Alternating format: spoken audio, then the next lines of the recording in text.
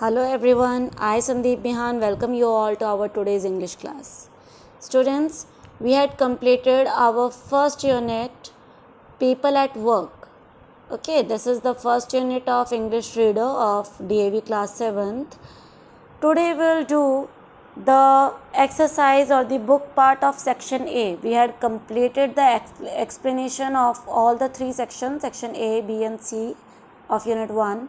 And today we will do the solution. So let's go for it. These are the fill-ups which you have to do from the text or from the chapter section A that you have read, a new assistant. Here you have to tell some attributes which are given below of the good sales assistant. Okay. Good sales assistants should possess certain attributes. Some attributes are mentioned below. Put a tick against the one which you think Tom had. तो आपने Tom के बारे में पढ़ा था जो mister Higgins का assistant बना था. तो उनमें से कौन कौन से आपको लगता है कि उसके अंदर ये क्वालिटीज़ थी. Attributes means quality. वो आपको क्या करनी है, टिक करनी है.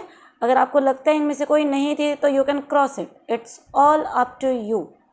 ठीक है बेटा. ये जो इंग्लिश रीडर की बुक है, this is completely based on your reading understanding, what you have understood after reading the particular comprehension. The next is HOTS, जिसमें आपको मार्क्स देने हैं टॉम को. How many stars would you give Tom for his performance on the first day. अब आपने पूरा chapter read कर लिया, आपको स्टोरी पता है कि फर्स्ट डे टॉम का कैसा रहा, कितना उसने प्रॉफिट कमाया, क्या उसने कोई लॉस किया या उसकी परफॉर्मेंस कैसी थी, उसका बिहेवियर कैसा था. सब कुछ देखकर आप उसको कितने स्टार्स दोगे. तो देखो मैंने यहाँ पे जो है स्पेस आपके लिए खाली छोड़ी है. I would give Tom dash stars out of 5. ठीक है. तो यहाँ पे आपको क्या करना है, 5 में से आप उसको कितने स्टार्स दोगे. रेटिंग करते हैं ना हम. एंड बिकॉज, क्यों आप उसको 5 में से 5 फुल स्टार्स दोगे या 4, 3, 2, 1. Where he stands in this ranking list according to you. तो ये आप खुद करेंगे, आपको कैसी उसकी परफॉर्मेंस लगी. द नेक्स्ट इज, देखो बेटा ये भी आपके करने का है, ध्यान से देखेंगे इसमें क्या करना है आपने. Here table is given. Please indicate how often you react in the following manner when you realize that you committed a mistake. जब हम गलती कर देते हैं कोई तो हमारा क्या रिएक्शन होता है. अब देखो इसमें तो हर बच्चे का अपना रिएक्शन होता है. How could I feel it, है ना. यहाँ पे आपको 5 ऑप्शंस दिए हुए हैं. नेवर. फर्स्ट हम लोग देखते हैं I feel sorry and cry a lot, कि जब मेरे से गलती हो जाती है तो मैं सॉरी भी फील करता हूँ एंड साथ में आई स्टार्ट टू क्राई. बहुत सारे बच्चे ऐसे होते हैं जो सॉरी भी फील करते हैं और बहुत ज़्यादा रोते भी हैं. आप ऐसा कितनी बार करते हो. नेवर मतलब कभी नहीं. रेयरली, रेयरली मतलब बहुत कम, मीन्स ओनली 10%. समटाइम्स कभी कभी 50-50, है ना. कभी कर देता हूँ कभी नहीं करता. ऑफन यानी ज़्यादातर, यानी about 80% you do this. And always यानी हमेशा, यानी कि जब भी आपसे गलती होती है, whenever you commit a mistake you feel sorry for your mistake and you also start to cry. तो उसमें से जो भी आपका बिहेवियर होगा वो आपने क्या करना है, यहाँ पर फिल करना है. ओके बेटा. इसी तरीके से आप ये सभी बिहेवियर देखेंगे और जो भी आपका उसमें रिएक्शन होगा, whether it is never or it is rarely or it is sometimes or it is often or it is always, you have to tick it. उसी को आप टिक करेंगे. इन 5 को आप रीड करेंगे और इसके अकॉर्डिंग आपका जो बिहेवियर जितनी बार है that you have to tick. Next is here this crossword puzzle type given to you. What you have to do, you have to find out the opposite words. One is already done. You can see here, if you will open your book, तो one, this one, take, देखो TAKE, take, जिसका opposite है GIVE, give. This is already given in your book. Now you have to find other opposite words also. I have tried to find some. इनके अलावा आपको कोई मिलते हैं तो you can find out the other opposite words also. अब इनको करना कैसे आप देखेंगे, जो सेम जो opposite words हैं, I have marked them with the same color.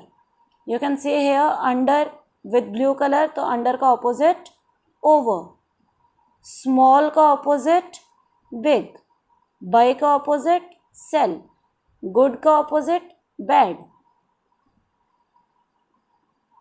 heavy का opposite light, कम का opposite go. तो इस तरीके से आप क्या कर सकते हैं, आप और भी फाइंड आउट कर सकते हैं. इसमें और भी कुछ हैं तो मैंने सारे फाइंड आउट नहीं किए हैं. You can find out more opposite words in this crossword puzzles. और उसके बाद आप क्या करेंगे, on the next page space is given to you. ठीक है, उसी के नीचे a space is given to you to fill this opposite words. तो you can write this, you have to write this opposite words here in this columns. अगर आपको और extra मिलते हैं तो आप you can create more columns. Okay, आप और लाइंस नीचे ऐड करके उसमें आप लोग फिल कर सकते हो. Our next question is A7 part जो है बेटा वो आपका लिसनिंग स्किल पर बेस्ड है. आपको एक रिकॉर्डेड टेप स्क्रिप्ट जो है सुनाई जाती है, लेकिन because you all are not coming to school, that's why it's written. वही जो रिकॉर्डिंग है, it's written part is given in your book also on page number 32. आप अपनी बुक का पेज नंबर 32 ओपन करेंगे तो वही टेप स्क्रिप्ट जो कि आपको सुनकर समझनी है, that is given in the written form. तो you can read it for the time being. हम इसको इसी तरीके से करेंगे. You have to read this and इसको रीड करने के बाद you have to fill this chart.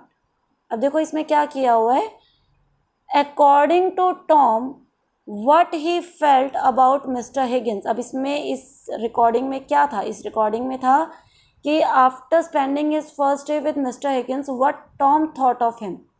Tom के अब उनके बारे में क्या सोच है. तो जो भी टॉम ने सोचा उनके बारे में, that complete is given in that paragraph. It's देखो उसके अकॉर्डिंग क्या था, ही लैक्स टॉलरेंस. टॉलरेंस क्यों, क्योंकि देखो वो समझते भी थे कि हमें कोई उन्होंने कहा था कि नई चीज़ें हैं, समझने में टाइम लगेगा. लेकिन जैसे उसको पता चला कि टॉम ने नुकसान कर दिया कितना, 100 पाउंड्स का, बाय 99 पाउंड्स का, by not selling that watch to that lady. तो उन्होंने उनको टॉम को एकदम डांट दिया. तो he lack tolerance. He had good negotiating. Negotiating means bargaining skills. He was clever. He was conscious about his customers. अपने कस्टमर्स का वो बड़ा ध्यान रखता था कि वो क्या सोच रहे हैं, किस तरीके से कर रहे हैं, उनके माइंड को वो रीड करने की कोशिश करता था. और अपने कस्टमर्स को सामान बेचने के लिए sometimes he use to tell fake stories to them. तो he also tells a lie. तो this complete is given there. Our next part is okay, here 2 questions are given. Do you think Tom was responsible for the loss of 100 pounds to Mr. Higgins? अब आपने पूरा chapter you have understood. तो आपको क्या लगता है कि क्या मिस्टर टॉम की गलती थी कि उसने वो वाच उसको सेल नहीं किया. देखो उसको लगा बेटा कि वो 110 रुपीज़ का है. The lady was asking it for 100 rupees. Actual उसका प्राइस 1.10 पाउंड था, लेकिन उसे वो डॉट नज़र नहीं आया and he thought it as 110 pounds. तो उसको लगा कि 10 पाउंड्स का तो नुकसान हो जाएगा ओनर को, इसलिए उसने नहीं बेचा. तो अब आपको क्या लगता है कि क्या उसे बेच देना चाहिए था या नहीं. Was he really responsible for the loss or not. Second question है, did Tom prove to be a good assistant. क्या टॉम एक दिन के परफॉर्मेंस देखकर आपको क्या लगता है कि क्या वो एक अच्छा असिस्टेंस है. तो इसमें बेटा आपने अपनी थिंकिंग देनी है. You have to answer it in yes और no by giving your views that why did you answer in yes और इन नो. अगर आपको लगता है कि वो अच्छा असिस्टेंट है तो क्यों, और नहीं है तो क्यों. You have to give reason for your answer. You can write your answer in the book only with pencils in the space provided here below, or you can write it here also. Okay, and then our last part is the diary entry. Imagine you are Tom. You wonder whether you are not selling the vase was a mistake. तो आपको मतलब बड़ी हैरानी भी हुई, आपको शायद दुख भी हुआ. तो what was your feeling? You have to express your feelings in the diary entry. Okay, so here the solution of part 1 or the section A of unit 1 is finished. We will do the solution of part B, section B, that is teacher's prayer, in our next class, in our next video. Okay students, till then all of you take care and have a good day.